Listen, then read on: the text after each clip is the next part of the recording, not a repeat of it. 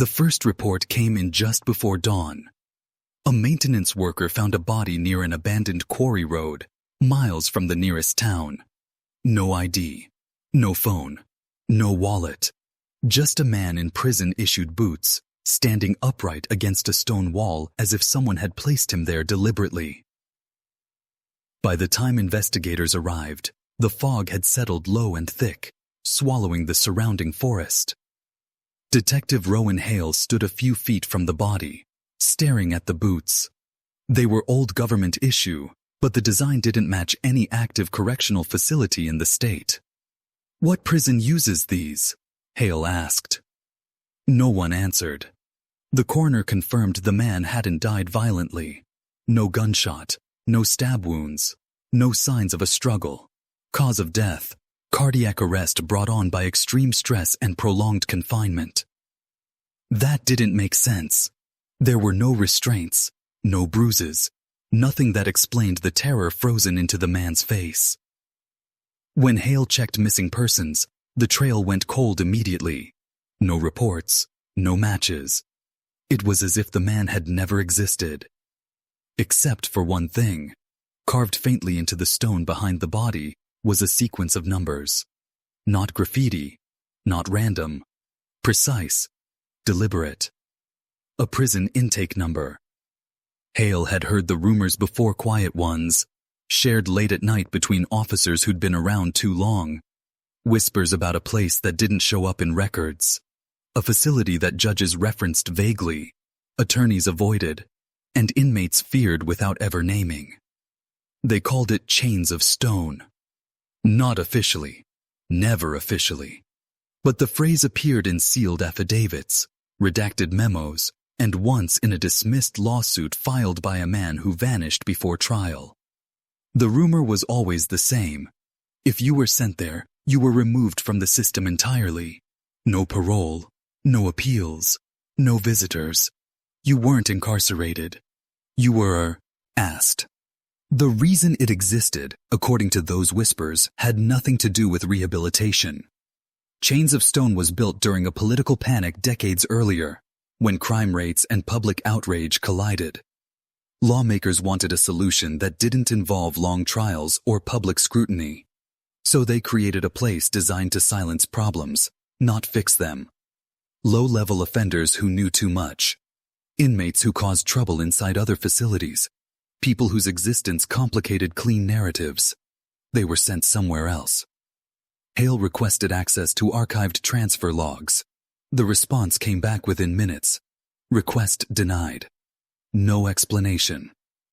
That afternoon, Hale tracked down a retired corrections clerk named Miriam Locke.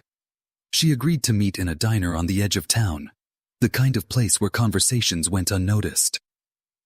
The moment Hale mentioned the quarry road, Miriam's hand froze around her coffee cup. "They told us never to say the name," she said quietly. "They said if we did, we'd be next." "Next where?" Hale asked. Miriam shook her head. "They didn't say, but when a file went there, it stopped being a file. It became a blank page." She explained the entry process as if reciting something memorized long ago. A sealed court order. A transport scheduled at night. No paperwork left behind. "Crossing in meant you were forgotten," she said. "Even by the system that sent you." Inside, life followed a strict, punishing rhythm. Wake, stand, wait, work, sit, sleep. No clocks, no calendars, no mirrors. Stone walls and stone silence. The goal wasn't punishment. It was obedience. Inmates weren't beaten. They weren't starved. They were stripped of choice so completely that resisting stopped making sense. "After a while," Miriam said, voice trembling, "they stopped asking questions, stopped using names. They just complied. Time didn't pass normal, in chains of stone." Without markers, days blurred into one long suffocating present. Men forgot birthdays, then faces, then themselves. Hale left the diner with a growing certainty. The man at the quarry had escaped or been released. Either possibility was unthinkable. That night, Hale reviewed old transport routes and found something unsettling. Every known location linked to the rumors quarries, service roads, restricted land formed a loose circle around one area of unmarked territory. Federal land. Restricted access. No listed buildings. At 11:43 p.m., Hale received an anonymous email. No subject line. No sender. Just a scanned image. A transport manifest dated nearly 20 years earlier. Every name was blacked out except one. The intake number carved into the stone at the quarry. Beneath it, a handwritten note in faded ink. If one leaves, the silence breaks. Attached was a second file, a grainy photograph taken from inside a vehicle at night. It showed a gate embedded in rock, chains drawn tight across it, disappearing into darkness beyond. Coordinates were stamped at the bottom. Hale stared at the screen, pulse pounding. Because the gate wasn't abandoned, the timestamp showed it had been photographed 3 days ago. Chains of Stone wasn't a legend. It was still operating, and someone had just stepped out. Rowan Hale didn't file the coordinates. He memorized them. By sunrise, he was already on the road, driving past the point where cell service vanished, and even the GPS seemed reluctant to keep up. The land flattened into gray stone and scrub, the kind of place governments preferred when they wanted something hidden in plain sight.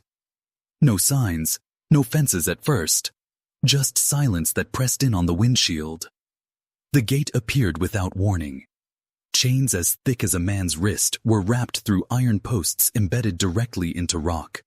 Not decorative, not abandoned, maintained. Recently.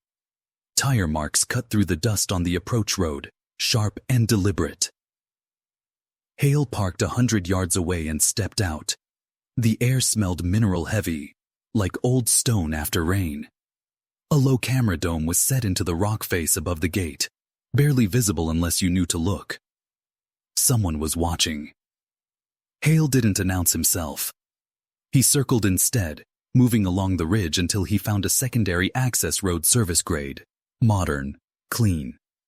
It led downward into a carved corridor that disappeared into the hillside. The entrance wasn't marked. Inside, the temperature dropped immediately. White light, polished stone floors, no echoes. Even his footsteps seemed absorbed by the walls. The place wasn't meant to feel alive.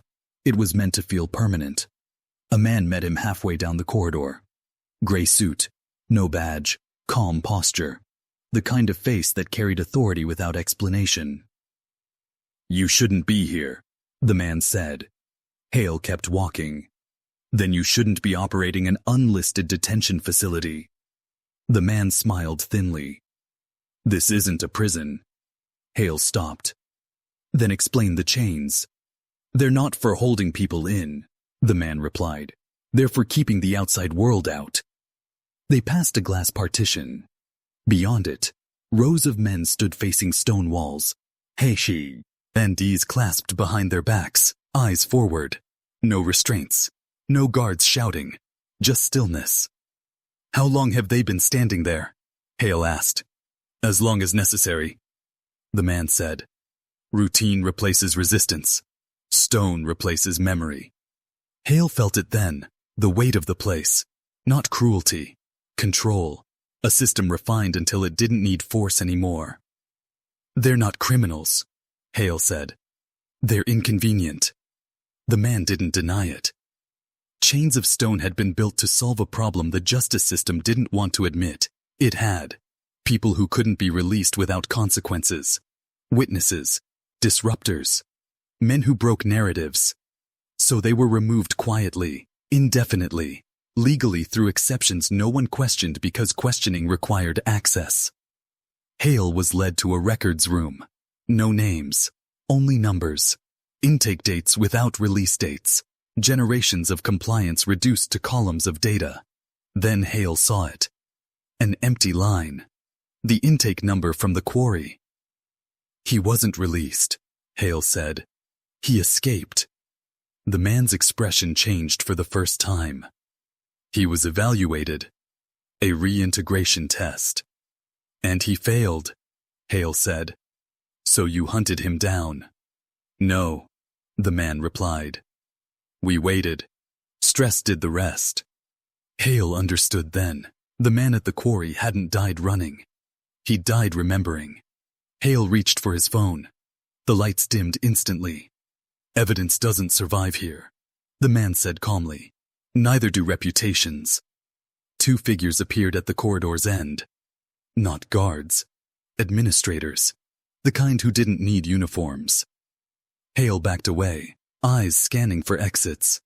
He saw a service door behind the records shelves unguarded, probably forgotten.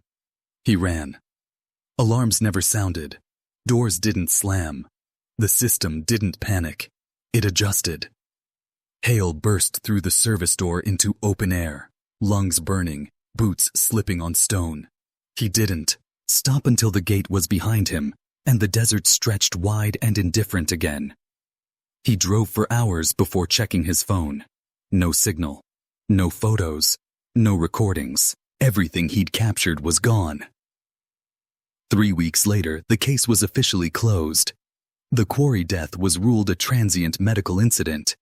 No further investigation required. Rowan Hale was reassigned. Chains of stone returned to silence. But silence, once broken, doesn't fully heal. Months later, a junior clerk in a different state flagged a corrupted file during a routine audit. A single audio fragment had survived a system purge misrouted, mislabeled, overlooked. A man's voice, barely above a whisper. They told us freedom was a privilege. Then they took away the word. The file ended abruptly. No sender. No origin. Just enough proof to make one thing clear. Chains of Stone wasn't a myth. It was a method. And somewhere beneath the weight of unmarked land and unspoken laws, it was still doing exactly what it was built to do, removing people until the world forgot they were ever there. If this story stayed with you, remember some prisons don't need bars to hold you. And if you're drawn to real crime stories buried in silence and stone, subscribe because there are places they still don't want you to know about.